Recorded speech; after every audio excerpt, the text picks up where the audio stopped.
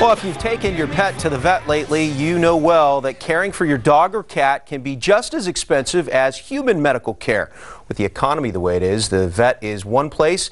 Pet owners are looking to save some green. Dr. Ernie Ward is the chief of staff at Seaside Animal Care, and you've developed some strategies to help keep your pet out of the vet and help save some people some money, right? Right, because, I mean, your veterinarian is your first person to help you with your pet. I mean, we don't want to see a lot of sick pets. We want to see healthy pets. So today I'm going to just discuss some things that anybody can do that has a pet that they can maybe save some money in the long run over all of their bills for their pets. And the first thing is, I mean, maintain a healthy lifestyle. I know you've heard it, your grandmother told you, your mother told you, but it's true. Eat a healthy diet. I mean, you know, you should exercise. Dogs that are slim have fewer medical problems. Cats that are lean don't get diabetes and all these other problems that cost a lot of money. And I was reading in the information that you sent over to us that 45%, almost 55% of cats, 45% of dogs are overweight. Yeah, it's almost half of the pet population. So 2/3 of American adults are overweight. We're seeing the same thing in our pets. And the problem is this leads to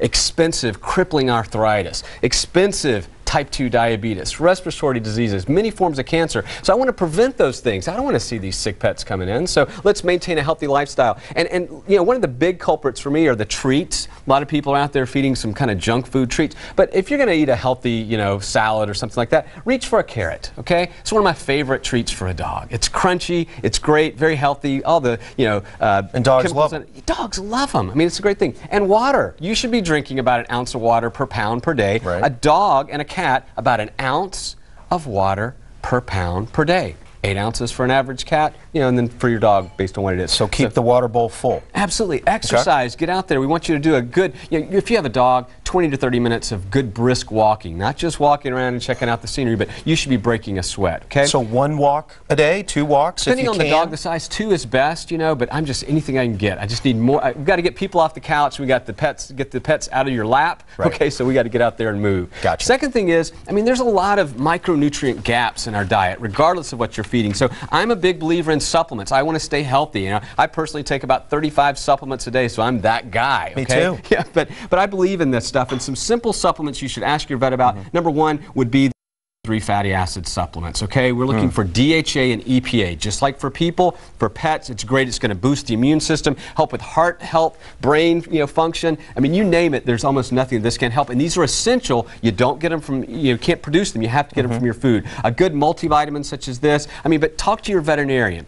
The third thing that I think people should really stress on is, in times like this, we want to save money on going to the vet unnecessarily. So a premium dog food, a good dog food. And I mean, you know, something like Rachel Ray is great. You can buy it at Walmart, you can buy it anywhere. And yeah, Rachel Ray is all about food and fun, and she did a great job with this product. So it's healthy, it's got a lot of whole natural ingredients, and meat is the first ingredient. So you want to make sure that you're feeding a good diet. So spending the extra money, spending a few cents extra is going to keep you from going to you. You gotcha. But the other thing too is, let's face it, this is a tough time. And yesterday you just had the San Diego Humane Society Marathon. You had to raise money and so forth. But all the proceeds from Rachel Ray go to these shelters. So it's a nice way for people to give back. You feel good about when you're going to purchase it. Another thing, I like her treats here. She's got the biscotti treats. There's only 12 calories in these treats. So that makes it a very low calorie treat. It's a good thing if you don't have a carrot handy or whatever. You want to give that extra splurge. So I love the biscotti treats for sure. The next thing is something that might seem counterintuitive, but keep up with your annual examination. See, what I hate as a veterinarian is someone brings in a cat that's in the final stages of kidney disease, right? It's going to be very expensive to try to rescue that cat at that stage. Very, very expensive and hard on everybody. So if we come in once a year, get your basic blood test, do your basic urinalysis, talk to your veterinarian about what your cat or dog needs, that's going to save it, because if we can catch disease earlier, not only would you have a better chance at curing or preventing these bad effects from happening, but it's going to be less expensive, and people always forget this. And you say that it's worth buying the pet insurance, right? Oh, absolutely. Pet insurance is another thing too. Pet insurance you should have for 2 reasons. For the unexpected, you know, hit by car, trauma, and the very expensive, okay? I don't like pet insurance plans that have all these wellness plans built in them, because I don't think you really get your best use of money. But if your dog needs to have hip replacement, that's going to cost $4,000, okay? So if your dog needs it, you've got to find a way to do it. Pet insurance is a great thing. Do you do that as a puppy too? I mean, because obviously, people would think,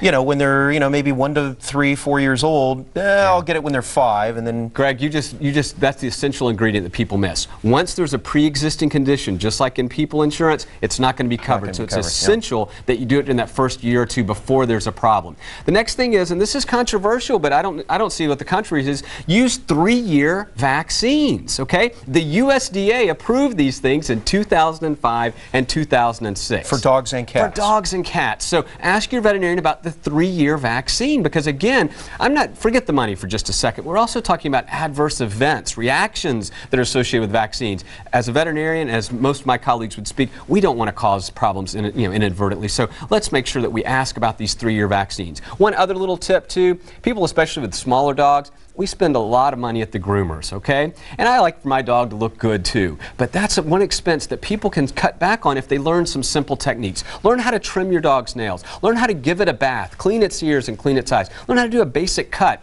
If you could reduce the amount of time you go to the groomer just to every other month, you would save hundreds of dollars a year. That would give you money that you could spend, I think, more wisely on their health, okay? Pets are so much like humans, we don't realize it. Keep them healthy and it'll save us money. Absolutely, it's amazing. And again, with products like these we have available today, there's no reason these pets should have these problems. All right, Dr. Ernie Ward with Seaside Animal Care, thank you so much for joining us today. Thanks for having me. Appreciate it.